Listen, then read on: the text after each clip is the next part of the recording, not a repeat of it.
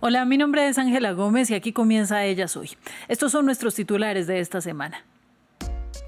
El nuevo presidente de Perú tiene una denuncia reciente por violación. José Gerí, que llegó al cargo tras la destitución de Dina Boluarte, negó el caso, que fue archivado por falta de pruebas. Usuarios de redes sociales también denunciaron que siguen más de 300 cuentas de contenido pornográfico. El feminicida uruguayo Pablo Laurta, fundador de Varones Unidos, fue detenido tras asesinar a su expareja Luna Giardina y a su exsuegra Mariel Zamudio. Laurta además secuestró a su hijo de 5 años. Les contamos el caso de violencia promovida por la organización antifeminista. Y en el año que España cumple 4 décadas de la despenalización del aborto, el presidente del gobierno, Pedro Sánchez, propone blindar este derecho en la Constitución y promete un decreto para hacer frente a la difusión del supuesto síndrome postaborto, que no tiene base científica. Tenemos reporte y reacciones desde Madrid. Comenzamos. El nuevo presidente del Perú, José Gerí, quien asumió el cargo tras la destitución de Dina Boluarte y tras fungir como presidente del Congreso, llegó al poder con el lastre de varias denuncias en su contra, una de ellas por violación. El mandatario de 38 años fue denunciado por una mujer que aseguró que fue agredida sexualmente del 29 al 30 de diciembre de 2024. Relató que bebió alcohol con Gerí y el empresario Marco Cardosa hasta que se sintió mal y perdió el conocimiento. Dijo que despertó con golpes en el cuerpo, dolores genitales y a su lado ropa del hoy presidente. Un juzgado impuso medidas de protección para la denunciante y ordenó tratamiento psicológico por impulsividad y conducta sexual patológica. El caso después fue archivado por falta de pruebas. Usuarios de redes sociales denunciaron también que el político sigue más de 300 cuentas de contenido pornográfico y resaltaron trinos borrados con mensajes violentos hacia las mujeres. Sobre este tema habló para Ellas Hoy Rocío Silva Santiesteban, excongresista, activista de derechos humanos y directora de DEMUS, Estudio para la Defensa de Derechos de la Mujer.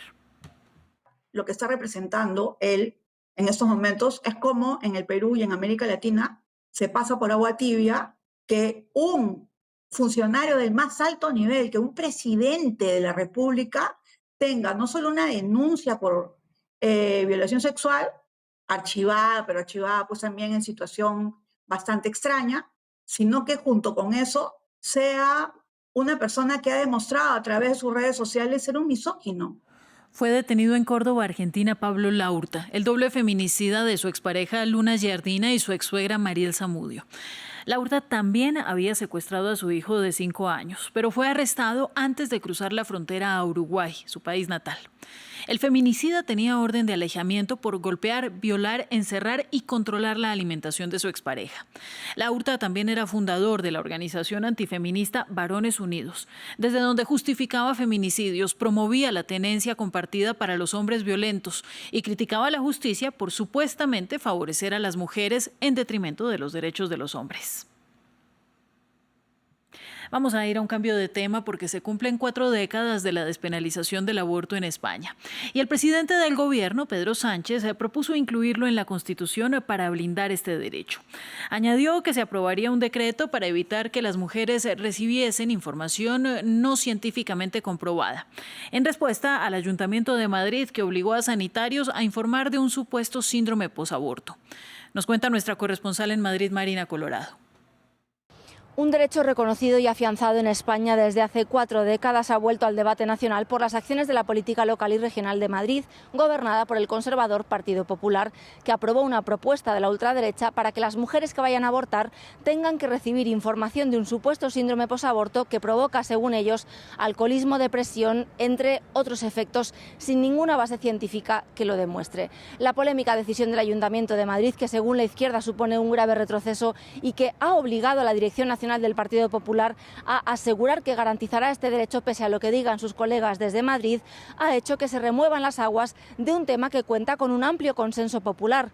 La interrupción voluntaria del embarazo en España es un derecho desde 1985. Hasta 2010 solo en 3 supuestos, pero desde entonces el aborto es libre y gratuito hasta la semana 14 de gestación. Un derecho que cuenta además con un gran apoyo de la ciudadanía, con más del 71% de personas que está a su favor.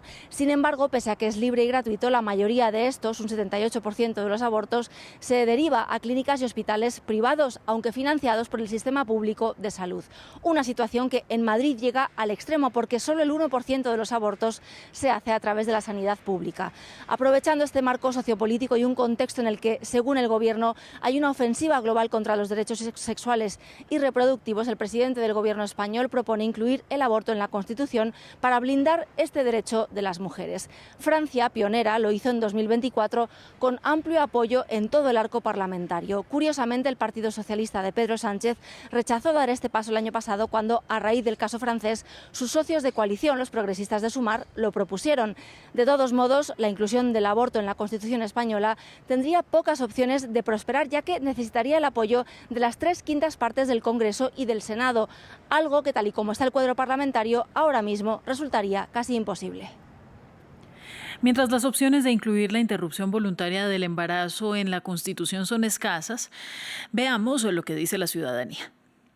A ver, pues yo creo que sí que se tendría que incluir, porque eso aseguraría que ningún partido que de repente estuviera en contra del aborto, como los hay, de repente pues quitará ese derecho. Y me parece lamentable que a estas alturas se esté cuestionando esto y nos quiten un derecho a mujeres como a mí. Nos ha costado mucho dolor y lágrimas y manifestaciones. No somos quien para quitarle la vida a nadie, ya que el único que tiene derecho para dar y quitar la vida es Dios. Creo que igual que otros derechos se han blindado, este debería blindarse también. Por supuesto que sí.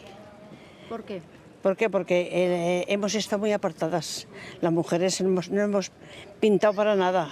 Hoy día se la está dando a reconocer a la mujer. No estoy de acuerdo. Todo el mundo tiene derecho a nacer. Y creo que es importante que sí que se reconozca en la Constitución y que sea un derecho más que esté ahí dentro.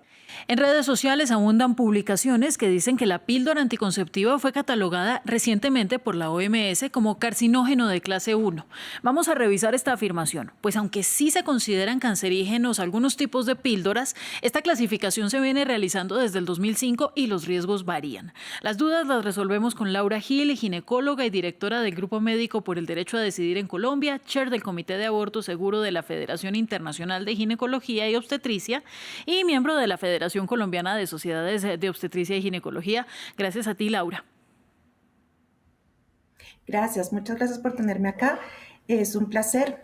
Claro que sí, la píldora anticonceptiva fue clasificada como cancerígena porque existen algunos estudios en los que se vio una mayor incidencia de cáncer de seno, pero hay que mirar muy bien de qué se trata.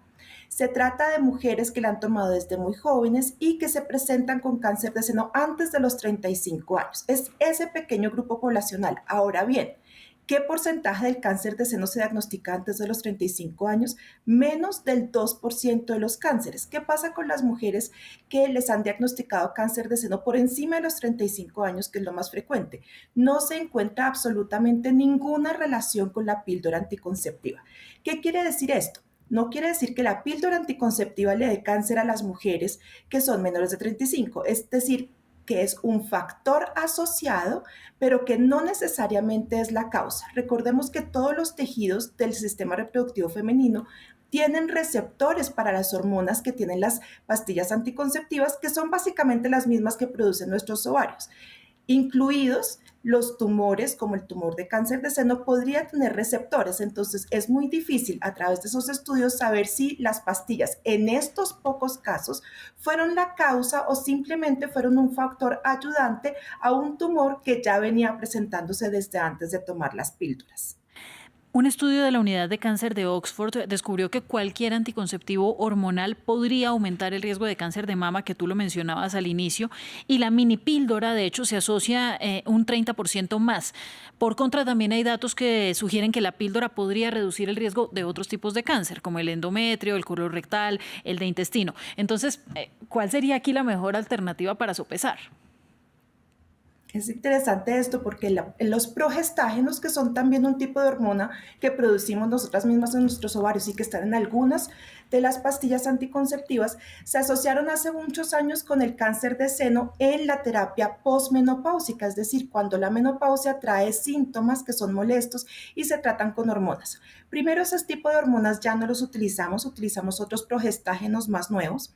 Y segundo, no aplican al uso de anticonceptivos. De hecho, los anticonceptivos orales que tienen solo progestágeno han sido clasificados en el grupo 2B por la OMS, y esto significa que no hay ninguna evidencia ni en humanos ni en animales que nos permita concluir que producen cáncer.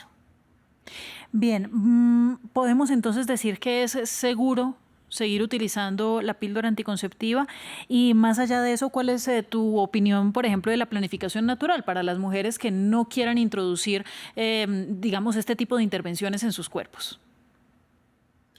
Excelente pregunta. Para mí, claro que es seguro, y para la ciencia.